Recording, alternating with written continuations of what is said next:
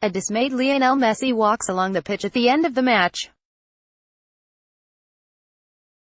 Photo: AP. Argentina and Leo Messi stand on the edge of a fully deserved elimination, their fate out of their hands, because of the feat of Willy Caballero and the curious and frazzled mind of Jorge Sampaoli. Far from putting the pieces in place for conquest, the manager only set up a collapse that has been long coming.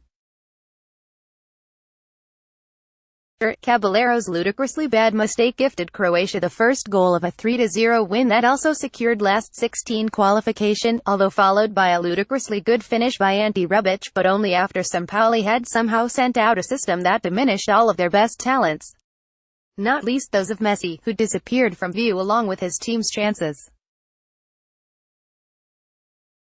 He did nothing, and was nowhere, and that means he could define Argentina in a way he would never have desired.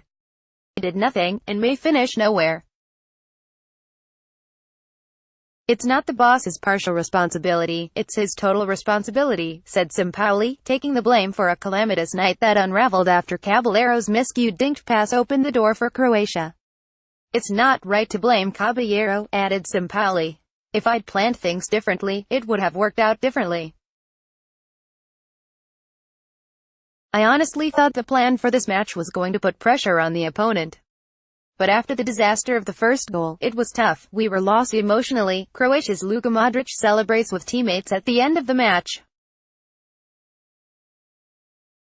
Photo: AP. The only piece of genius in a poor game instead came from Luka Modric, who sealed victory with a sensational late drive before Ivan Rakitic really wrapped up this gift of a win. Argentina now really need to hope Nigeria get a result against Iceland today, but even if that happens and Sampaoli's side then beat the African team, it will mean Croatia will top the group and could feasibly rest players against the Nordic country.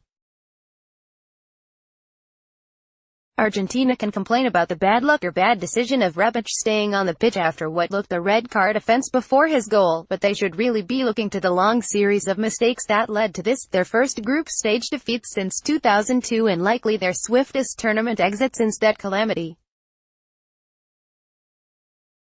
This, on so many levels, was worse. It's also difficult to see how Sampaoli could have done a job that was worse. It was all that bad. His shocked face at 1-0 said much. His panicked subsequent substitutions said even more. After so much discussion and decision about the tactical design of the side, he eventually threw on two of their best players in Paulo Dybala and Gonzalo Higuain. Argentina immediately looked better, but the damage was already done. Croatia's Luka Modric scored his side's second goal. Photo: AP. And what a first blow it was. What a second competitive game this was for Caballero, too. With his selection already one of many decisions that had brought Sampaoli's logic into question, there was little logic here. Just a moment of chaos and another calamity. With the game in the balance on 53 minutes, Gabriel Mercado played the ball back to Caballero under little pressure, only for the keeper to feebly lift the ball into the air for Rebic to power past him. That was really that for the game, and could be that for Argentina's World Cup. It might be argued that this concentration on Sampaoli's side does Croatia a disservice, but the remarkable thing about a 3-0 win over the two-time world champions with one of the best players in history was that Zlatko Jalik's side weren't even that good. What mattered was how shambolic Argentina were, and there's one primary reason for that here: Sampaoli. If the fundamental objective of management, especially for a tactician like Sampaoli, is to cover as much space of a pitch as possible and look to enhance your available abilities, the manager's system, incredibly, did the opposite. Argentina gave up space, especially on the extremely exposed flanks with that farcical three-man backline, and minimized their abilities, not least those of Messi, whose role in the side is to stay as close to goal as possible. It ultimately ensures he is not involved. There are wide-open spaces all around, and their least technically able players, in this case Eduardo Salvio, Max Meza, Marcos Acuna and Enzo Perez, are on the ball more than anyone. This problem was illustrated with Perez's 29th-minute miss as Nicolas Tagliafico and Meza combined to kind of rush the ball into the area, only for the midfielder to miss an open goal.